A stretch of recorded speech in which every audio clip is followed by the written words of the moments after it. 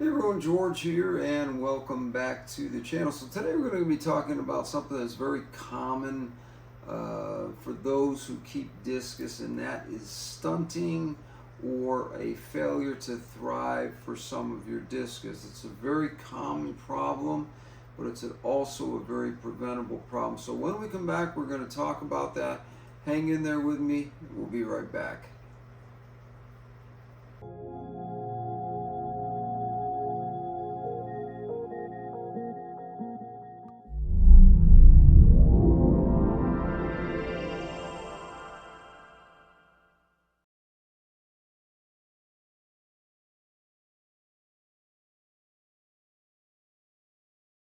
So, as I said in the intro, one of the main causes of discus not growing in your tank, or a failure to thrive, or as it's known in the discus community, it's called stunting. I want to talk to you a little bit about why that happens and a simple remedy to fixing that problem and making sure that it does not happen to you. So when you go out and you start a discus tank, one of the first things you're going to do is you're going to decide how many discus you want to put in a tank based on the size of the tank, how much room you have in there, and how often you're willing to do water changes. There's many people out there that want to try to minimize how many water changes they want to do on discus tanks, and you can do that, but you have to make sure that you're making your water a little bit cleaner by doing some other things. Now, the first thing that we're going to talk about is putting together a discus aquarium and deciding on how many fish we're planning on keeping. Now we're not just talking about the discus fish themselves, but we're talking about if you have a community tank and not just a species only tank.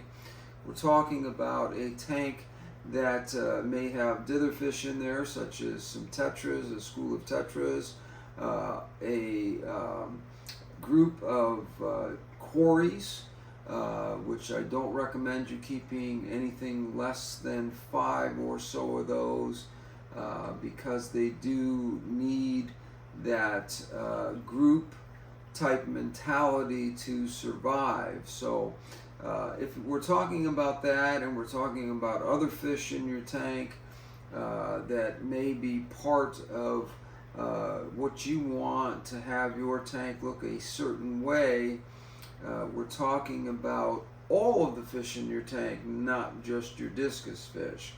Now, let's talk a little bit about when we're planning out a discus aquarium, what is required of you as a discus person who wants to keep these animals and wants them to thrive. Now, we all want them to thrive, but what are the calculations in which you're putting into making sure that not only do you have enough room for, let's just say you have a 65 to 75 gallon tank and you have 5 to 7 discus fish in that tank, that would be perfectly fine. Now, that all comes down to a couple of different things. Number one, how much hardscape are you going to put in there? Is it going to be a simple tank that is going to have a small amount of hardscape in there, some plants, some wood, and that sort of thing? And if it's going to be something simple like that, and it is going to be a community tank, and you're going to have a group of say rummy nose tetras in there, cardinal tetras, neon tetras, black neons. There's lots of different kinds of neons and rasporas of different varieties that will do well with discus, because they will maintain this part of your tank, which is exactly where you would want them to be if they were in your discus tank. So let's say that you've settled on a group of 5 to 7 for a tank that is 65 to 75 gallons, and your plan is to get your tank cycled correctly, get that nitrogen cycle planned out really well, and making sure that your water parameters are in absolutely top-notch shape long before you put fish in there. Many people are tempted to just get through that nitrogen cycle and not check and recheck to make sure that they're not getting a false sense of security by getting a reading on some of your water parameters that may or may not be absolutely correct. And the best way to do that is to get your community fish in there, get your cleanup crew in there, such as your Julies, your Pleco, some of those kinds of things going long before you put your expensive centerpiece fish in there, which would be your discus. If you're going to do that, do it slowly so that you can gradually build up enough ammonia that turns into nitrites, which turns into nitrates, which again takes the waste out of your tank and keeps things in good shape. That's basically what we're looking at. Now, as far as pH goes, we've talked about that a zillion times in my videos. I don't really focus a lot on pH unless it's an absolutely astronomical number that I wouldn't consider for many fish, let alone discus fish. But if you're buying your fish from a supplier, 90% of the time those fish are already going to be raised in a tank where pH is higher than it would be in nature, and also probably higher than what most people would recommend that you keep discus fish in, and so forth. My answer to that is simply this: do not pay attention so much to the number unless it's extremely, like I said, outrageous, but more on the stability of that number. So let's move past all that and get to what the topic is here today, and why are some of my discus fish failing to thrive as far as growing to the size of some of the other discus fish in my tank. The main reason for that is that you will be getting your discus fish and you will be collecting them knowing that you're going to have a maximum of 5 to 7, and you'll start out with 2 from one supplier. You'll get another 2 from another supplier, another 2 from another supplier, or you may be getting all of your fish from one supplier, but you're getting them piecemealed out over a period of time. The problem with that is this. Number one, your first group of fish that come in, say you buy 3 discus fish and they come in from your supplier, they're all in good shape, they're all wonderful. Supplier is a well maintained as far as reputation goes, and you know that you're buying from somebody that a lot of people know and comes highly recommended, not just by friends. Friends is absolutely the best way to do anything, but also they have a good name as far as Google goes, or some of the other places that you might look to make sure that you're getting your fish from a reputable supplier. Now, let's say you get those first 3 and you don't really have the money on hand to get, let's say, 2 more, or all 7 that you plan on getting, 5 or 7 depending on the size of the tank and what you've settled on. I would not get less than 5 discus fish, because they're just not going to do well in an environment that is not set up to be a social environment. They're very social fish, and they do require a lot of attention as far as having other discus fish in the tank with them. So let's say you've got your 5 or 7 discus fish in mind that you're going to get, but you don't have cash on hand to get those fish right away. So the plan is for you and to basically gradually build up your tank to get it to the maximum to where you feel it's safe. You're leaving out one very important factor, and that is, let's say you get the first 3 and they're 3.5s or all the way up to 5-inch fish, or discus fish I should say, and you stop at that point and decide that you're going to wait and get the rest of the discus fish at a later date. Now what's happened during that time is your discus fish are eating, growing, taking nutrients from the water, and a lot of times they're thriving, but they're thriving with the number that you have in the tank already. So in other words, you wanted 7 and you've already got 3, and you're going to get the other 4 later on.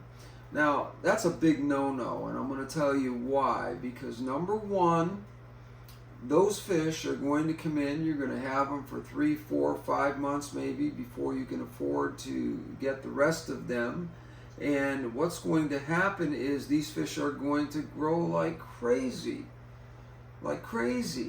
And what's going to happen at that point is when you go to buy your other 3 discus fish to bring you up to that 7 that you want altogether to fill your tank out, and you've decided on them, and you're going back out and you're buying 3.5s to 5-inch discus fish again, maybe even from the same supplier, or maybe you got a deal from somebody on a particular discus that you like.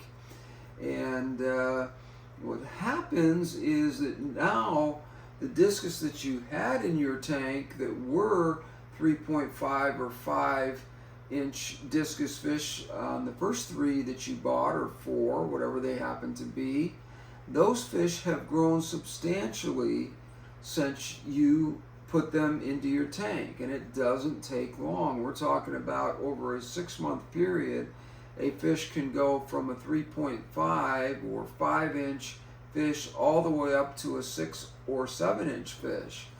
And the problem with that is that now you're going to go out and you're going to purchase some more discus fish for your tank to fill it out with great intentions in mind, because you're probably taking very good care of your tank, but you're leaving out some very important factors, and that is simply this. There is a gap between the time that you bought your original 3.5 or 5-inch discus. Now they've grown, and you're going back and you're going to get some more 3.5s or 5-inch discus because they're at the price point in which you're looking at.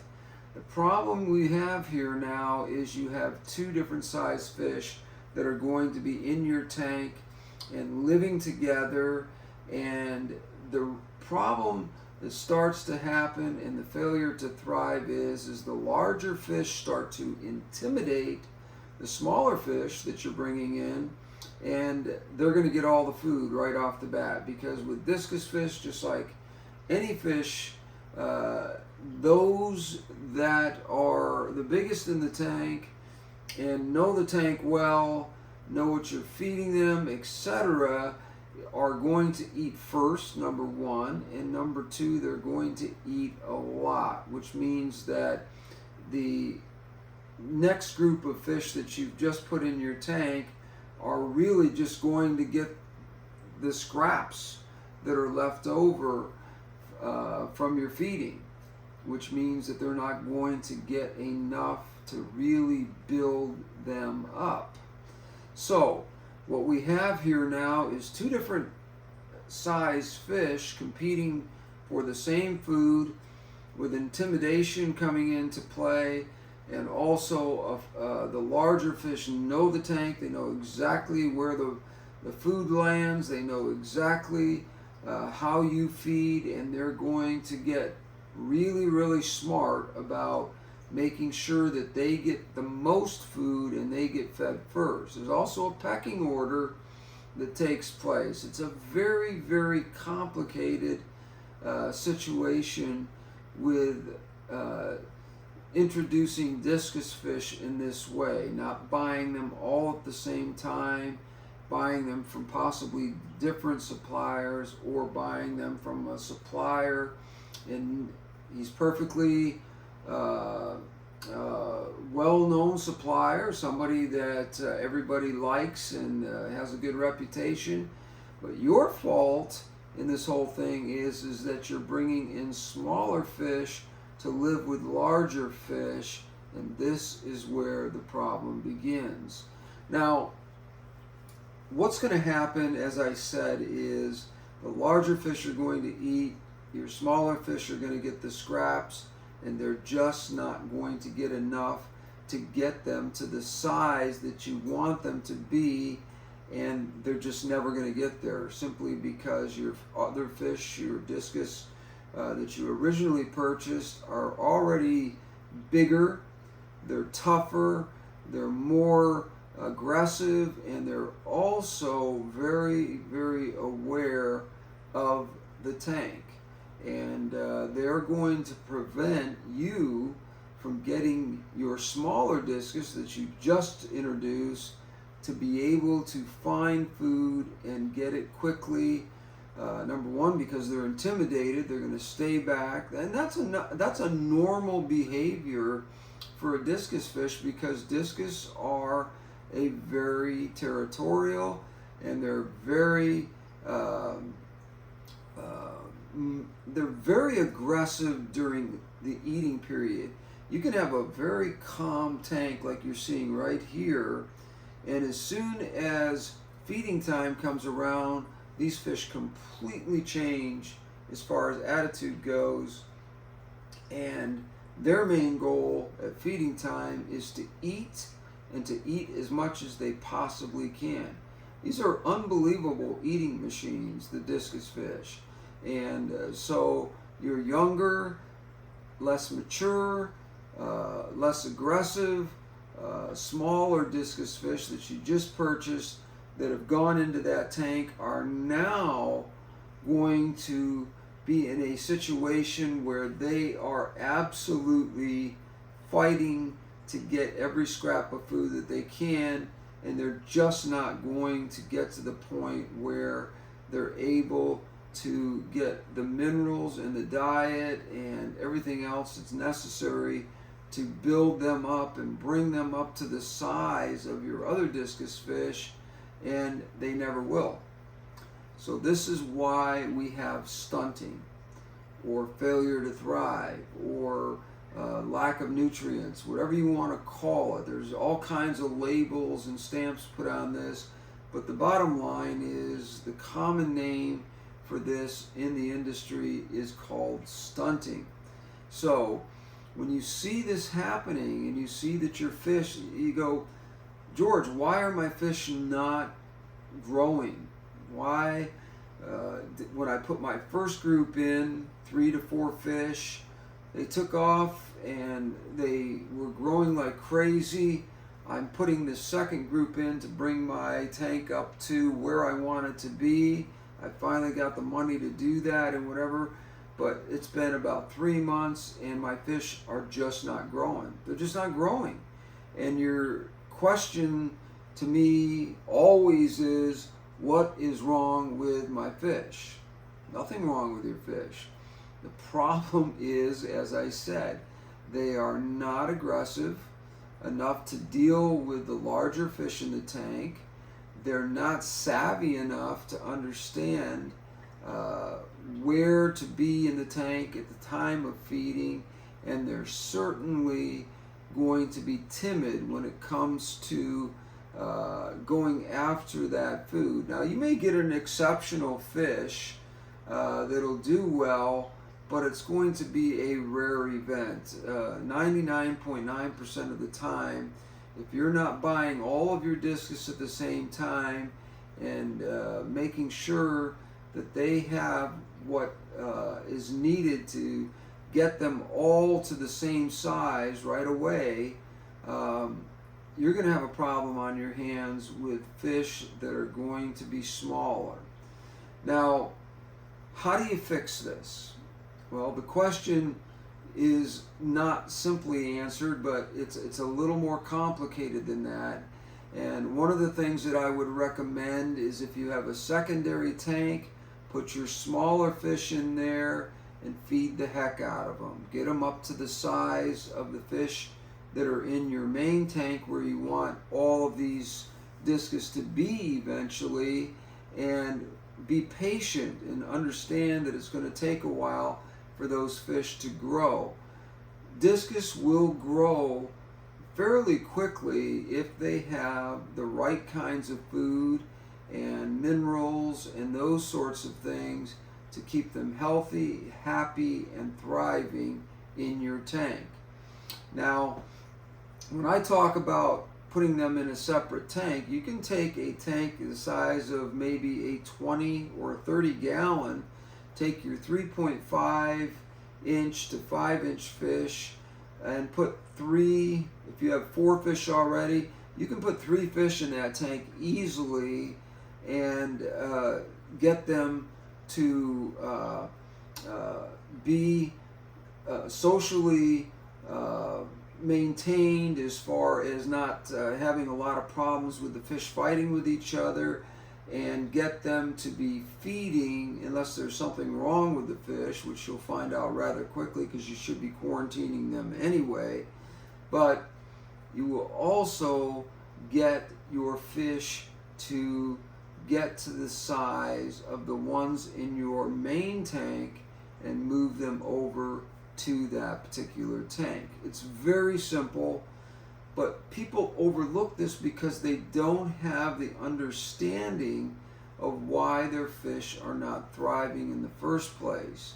The bottom line is that you have a couple of different things that you can do. If you financially are unable to buy all of your fish from the same supplier at the same time, then I recommend you wait until you have the amount of money that is necessary to buy the maximum amount of fish that you plan to put in that tank as far as discus go, and then wait to do that. We're all impatient. We're not wanting to wait. We want to look at our fish and have a beautiful tank right away. But the bottom line is that in order to do that, you're going to have to sacrifice a few things, and you're going to have to be more than willing to put in the time to get your discus fish to a point of where they're all on equal footing as far as their size, their temperament, and that sort of thing. Now, you're always going to have an outlier fish that is an angry fish or territorial. There's always a king in this group of fish, and that's just the nature of it. But if you wait it out, they will solve that problem on their own. You don't take the fish out of the tank and move things around or whatever. You're just going to cause more problems by doing that. By every time you net them, you take a chance that you are nicking them on their scales or their tails and fins, get frayed and that sort of thing. Make sure that when you're handling your fish, that you are not causing a situation where you can get a secondary infection, and then we got a whole nother problem on our hands where we're going to have to come in with some kind of an antibiotic that fixes these problems, and in doing so, we're basically medicating our main tank, and that's something I don't like to do. Sometimes it's necessary, but 90% of the time, if we're patient, you're going to be a lot happier with a situation where your fish are going to thrive based on the fact that they all went in at the same time. They're not being piecemealed into your tank little by little, but we don't all have the ability to add the amount of discus that we might want for a tank over a short period of time. We may have to wait for that cash to come in order for us to get that done. And when that happens, again, we're buying 3 or 4 fish the first time, and then we're buying the other 3 to go into the tank at the size that's smaller because it's a price point that we can afford, and it just is something that does not work. I would rather see you buy all of your fish at the same time from the same supplier so that you know exactly what to expect and how to deal with it. Thank you for joining me today. I hope I cleared that up a little bit because it is a question that I get a lot, and it's something that I know a lot about because I've made that same mistake before. The only reason that I figured out what was going on is because I asked a lot of questions. I researched it. I talked to most of my fish come from Watley Discus down in Florida. I talked to Gabe Posada down there, and he told me, hey, listen, George, it's simple. This is what you did.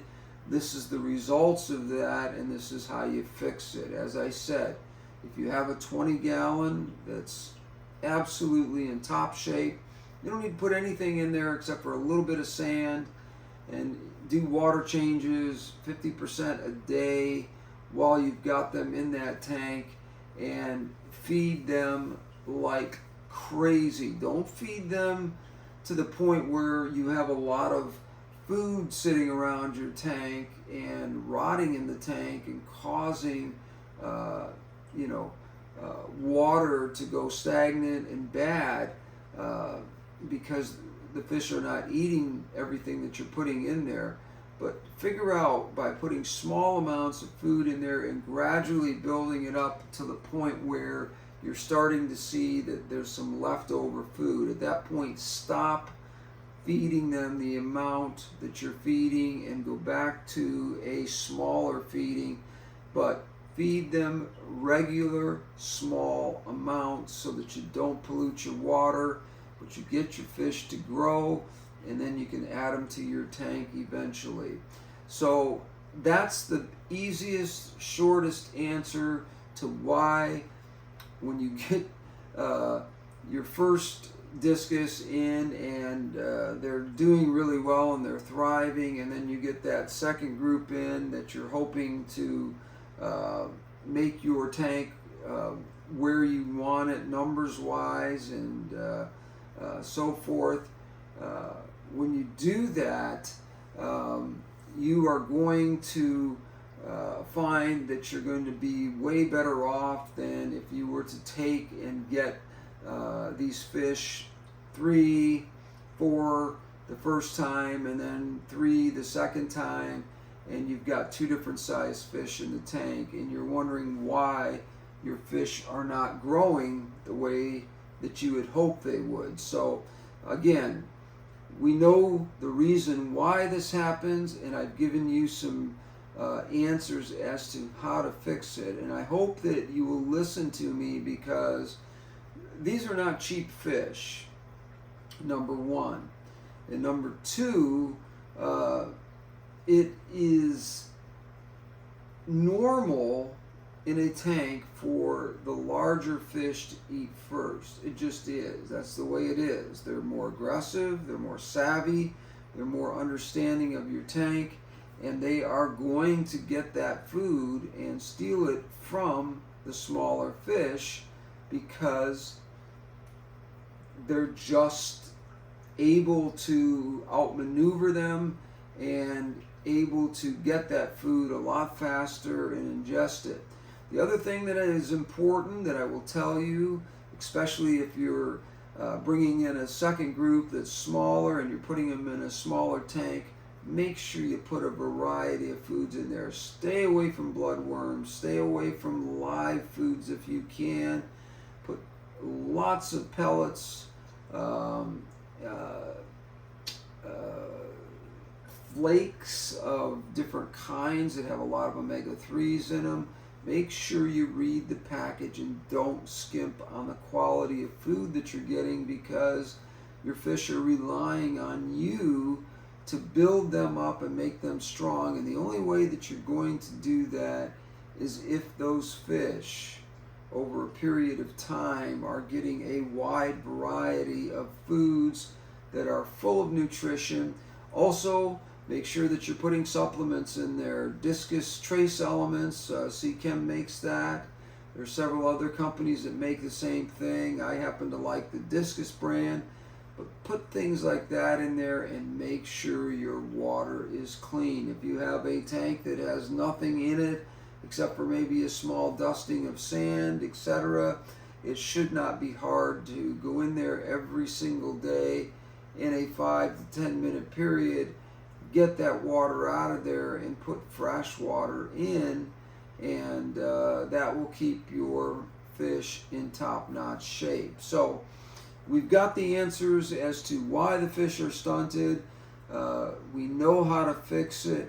So let's do it correctly so that we don't have problems down the road and you're not calling me or contacting me and saying, George, I don't know what I did, but my fish are just not growing.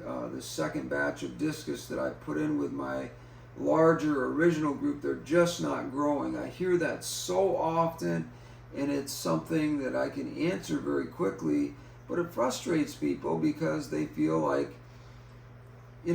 why is this happening? It's a simple answer, it's a simple solution, but you need to be patient and you need to be a little bit more savvy about how you do these things so that if you do run into this situation, you can fix it very quickly and you can end up with a very, very happy situation at the end where all of your Discus do well together. There's going to be some fighting when you put those fish in there. There's going to be some aggression because fish become territorial. The one last thing that I would tell you is if you can, take all of your fish out of your tank, put them in a bucket with a heater, an air hose, and rearrange your tank dramatically so that when you put everybody back in, including your new fish, it looks like a brand new tank. And that will cut down on the aggression immensely. Now, one of the things you're always going to run into, as I said, is you may have one or two fish that just have that personality where they're aggressive, and you have to make a decision about that, if that fish is for you or you have to wait it out. I've never seen a fish so aggressive that I've heard about it, but I haven't had it I haven't experienced it myself. But you will sometimes get a fish that is just absolutely dominant, and regardless of where you put that fish, he is going to be king when you replace him back in there. If you take him out for a short period of time and you put him back in, or if you've rearranged your tank or whatever, that fish is still going to be the dominant fish simply because that's his personality, and he has the ability to throw himself around as far as making sure that his dominance is maintained in that tank.